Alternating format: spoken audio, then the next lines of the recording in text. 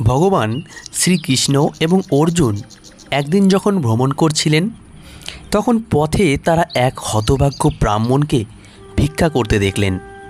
সেই দেখে অর্জুনের তার প্রতি করুণা হলো এবং তিনি তাকে সোনার মুদ্রায় ভরা একটি থলি দিলেন। সেটি পেয়ে ব্রাহ্মণ অত্যন্ত খুশি হলেন। কিন্তু বাড়ি ফেরার পথে একটি জঙ্গল পড়ল এবং একটি চোর ব্রাহ্মণের কাছ থেকে সোনার মুদ্রাভর্তি থলিটি জোর করে ছিনিয়ে নিল। ব্রাহ্মণ এ তো খুব হতাশ হয়ে পড়লেন এবং পরের দিন তিনি আবার ভিক্ষা করতে বেরোলেন। সেই সময় কৃষ্ণ ও অর্জুন ব্রাহ্মণকে আবার ভিক্ষা করতে দেখলেন।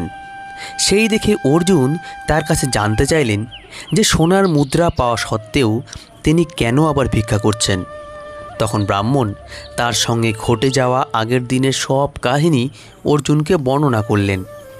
এতে অর্জুনের আবার ব্রাহ্মণের প্রতি করুণা হলো এবং তিনি আবার ব্রাহ্মণকে একটি মূল্যবান রত্ন উপহার দিলেন।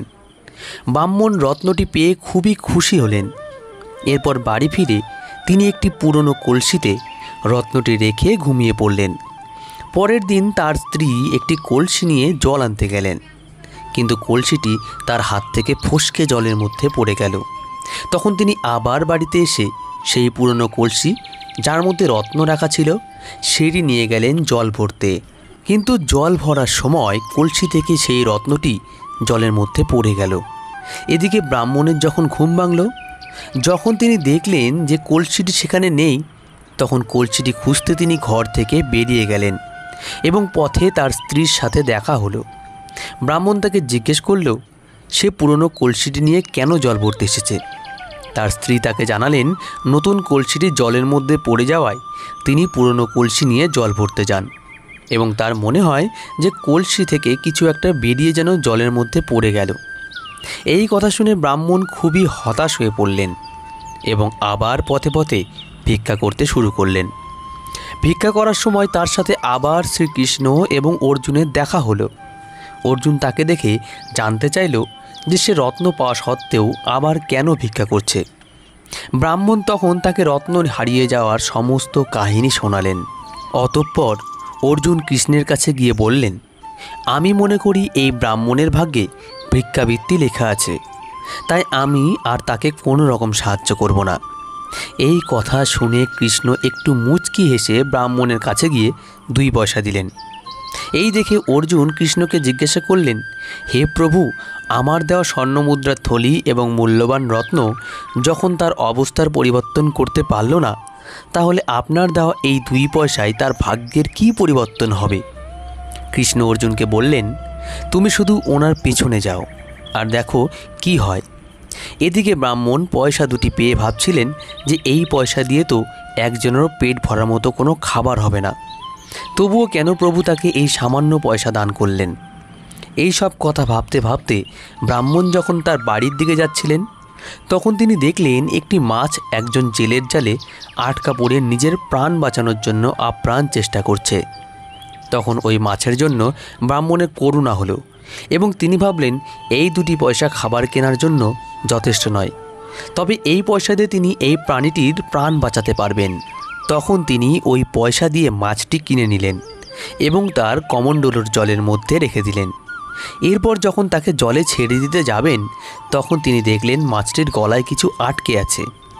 মাছটির কষ্ট দূর করার জন্য যখন তার গলার মধ্যে থেকে তিনি ওই জিনিসটি বের করলেন, তখন বুঝতে পারলেন এটি হলো সেই রত্ন যা তার স্ত্রীর কাছে হারিয়ে গিয়েছিল।